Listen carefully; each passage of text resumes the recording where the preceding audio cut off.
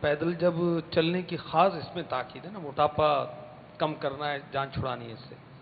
پیدل چلنے کی عادت نہیں، اور وہ 5 منٹ چلتا ہے اس کی حالت خراب ہو جاتی ہے، پنڈلیاں دکھنے لگ جاتی ہیں، رانوں میں کھچاؤ شروع ہو جاتا ہے، اور اس نے چلنا بھی، تو اس میں کیا احتیاط کرے کہ وہ چلے بھی اور یہ تکلیفیں اب یہ تو ہونی۔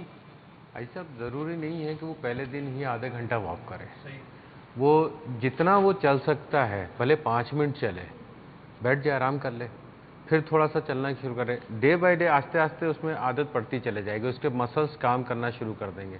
تو آج وہ 5 منٹ چل رہا ہے تو ہو سکتا ہے ایک ہفتے کے بعد آدھا گھنٹہ پوری طریقے سے واک کرنا شروع کر دے۔ میں نے عرض کی نہیں، تکلیف نہ دے اپنے آپ کو، جتنا وہ کر سکتا ہے اتنا کرے۔ لوگ ایکسرسائز نہیں کرتے نا، اس کی میں آپ کو ایک وجہ بتاتا ہوں۔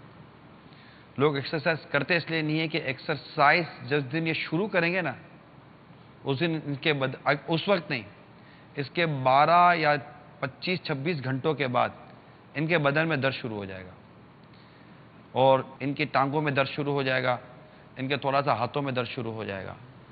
اچھا، یہ 4 دن ایکسرسائز چھوڑ دیں گے اور ان کا درد ختم ہو جائے گا، لیکن جب بھی کریں گے ان کا درد شروع ہو جائے گا۔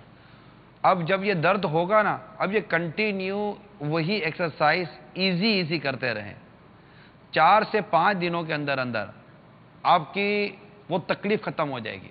میں جو آپ کو عرض کر رہا ہوں ایسا ہی انشاءاللہ تعالی ہوگا، 4 سے 6 دنوں کے اندر اندر آپ کی وہ ختم ہو جائے گی۔ کچھ اور فیل ہو تو ڈاکٹر سے مشورہ کر لیا کرے، ڈاکٹر کو کبھی بھی نظر انداز نہ کرے، نیگلیکٹ نہ کرے کہ اس کی وجہ سے ہوتا ہوگا۔ ڈاکٹر کو بتا دے میں نے یہ کام شروع کیا تو اس کی وجہ سے درد ہو رہا ہے، ڈاکٹر آپ کو انشاءاللہ امید ہے کہ وہ پراپر ایڈوائز کر دے گا، تو میڈیکلی ایڈوائز کے ساتھ چلیں۔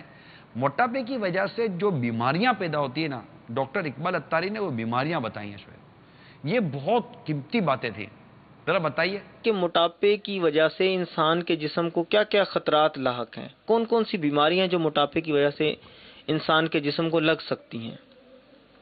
اگر میں یہ کہوں کہ موٹاپے کی وجہ سے انسان کے سر سے لے کے پاؤں تک جسم کا ہر عضو، ہر آرگن جو ہے نا وہ متاثر ہوتا ہے، تو یہ غلط نہیں ہوگا۔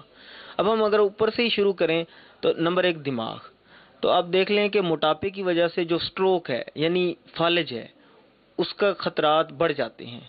ہم اس کے بعد آتے ہیں انسان کے ریسپیریٹری سسٹم کی طرف، یعنی جو سانس کا نظام ہے انسان کا، تو اس کی اندر بھی obesity, hypo ventilation syndrome, obstructive sleep apnea، یہ کچھ ایسی بیماریاں ہیں جو کہ موٹے لوگوں میں ہوتی ہیں۔ اس کی وجہ سے کیا ہوتا ہے کہ سڈن کارڈیک اریسٹ ہو سکتا ہے، کہ سڈن ڈیتھ ہو سکتی ہے، کہ آدمی ایک دم مر سکتا ہے، سوئے سوئے پتہ لگا جی رات کو مر گیا، پتہ بھی نہیں لگا۔ اس کے علاوہ اگر ہم دل کی طرف آئیں تو ہارٹ اٹیک، اس کی ایک بہت بڑی وجہ موٹاپا ہے۔ اس کے علاوہ جگر کی طرف جائیں تو non alcoholic fatty liver disease, یعنی جگر کے اندر چکنائی کا اکٹھا ہو جانا، ٹھیک ہے، موٹاپے کی وجہ سے وہ بھی جگر کو تباہ کر سکتا ہے۔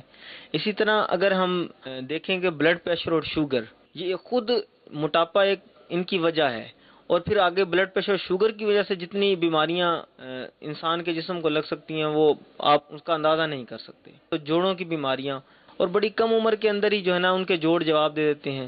بہت سارے ایسے کینسر ہیں جو موٹاپے کی وجہ سے جن کی شرح میں اضافہ ہو جاتا ہے۔ اسی طرح کولوریکٹل کینسر، یعنی انسان کی جو بڑی آنت ہے اس کا کینسر ہے۔ اس کے علاوہ انفرٹیلٹی، یعنی بچوں کی پیدائش نہ ہونا، اس کی ایک بہت بڑی وجہ موٹاپا بھی ہے، اسپیشلی ان فیمیل جس کے اندر ایک بیماری ہوتی ہے، تو یہ بھی ایک مطلب کہ موٹاپے کی وجہ سے ہے۔